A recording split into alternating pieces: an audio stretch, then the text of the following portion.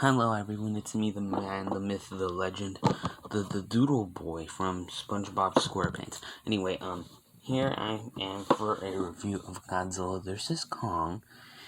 I gave everyone a few days to watch it, so nothing new to you all. And, while I'm not using any footage, because according to Warner Bros., everyone except me can use it, but you know what, that's another debate. But, spoiler-free review, let's get into it.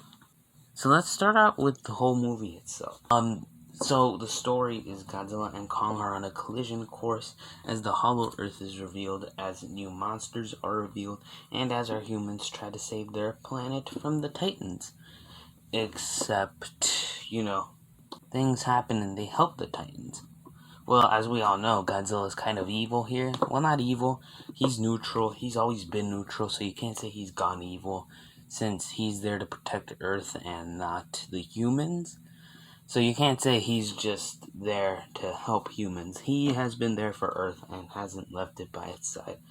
So anyway, that's the whole plot. The human characters actually kept me entertained. They were a lot better than 2019. And as we all know, we follow two teams, Team Kong, Team Godzilla. I'll say that Team Godzilla was kind of late to waste, and you could have done better without them. And even if they are there, they didn't really do much in the end, but that's just my opinion. Some characters went to waste here, but I won't talk about them in specific. But besides that, the humans really were entertaining this time around, and it's like as each movie goes, it gets more entertaining to be with the humans. I'll say this has the best humans of the whole MonsterVerse. You know what we're all here for? We're here for monsters, and both Kong and Godzilla had their moments, although this, in my opinion, felt more like a Kong sequel. Godzilla was there, yeah, but he didn't have as much time as Kong, and it kind of felt like they just threw Godzilla in there for like, hey, we're making this movie about these two. You gotta put them somewhere. Because it felt like a Kong 2, we got more emotionally connected with him. We followed him through the Hollow Earth and all that. While with Godzilla, we didn't get that same kind of treatment. Kind of like 2019. I get it. Under an hour, two giant titans, you can't connect with both. I get it, but I kind of wish we had more moments with Godzilla. And the battles and the siege, it was really good. It was way better than 2019 as well, which I'm assuming had its dark moments for the CGI, but that's another topic. But this CGI, it was really good.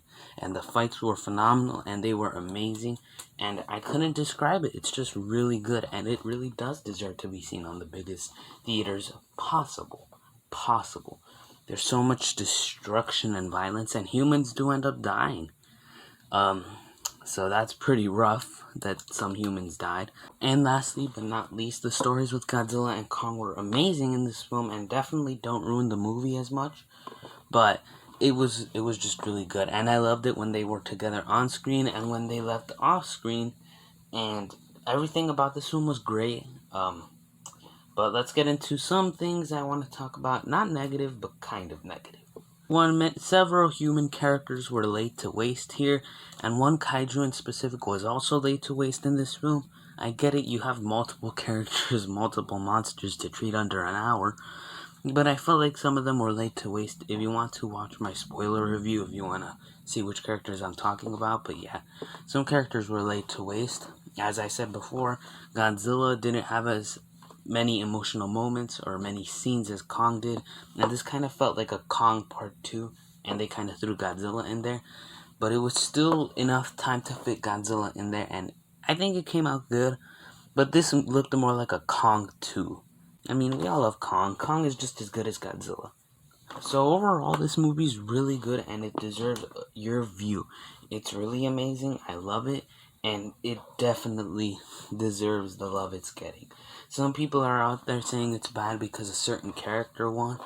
I'll get into that in my spoiler review. I don't really think that ruins the movie in any way. And honestly, who cares who wins? You're there for the monster action. I don't expect that just because your team lost or something means it's bad. That's my whole point. That isn't any spoiler territory, and that isn't spoiling the winner in any way. But I just want to get it out there that, like, if someone wins, that doesn't mean the movie is bad. I'm just saying that. But this movie is really good. My favorite MonsterVerse film. I'll give it a 9 out of 10. Some more human improvements could arise. A bit of emotional connections could have been a bit stronger. And overall, I think some fights, well, actually, not some, but the scenes with Godzilla, we didn't get a bunch, but what we did get was at least amazing. So this was a really good movie, don't get me wrong. It has its negatives, just like most monster movies, but its positives outweigh that. Really deserves to be seen, and you should really see it. And this was Godzilla vs. Kong. Bye.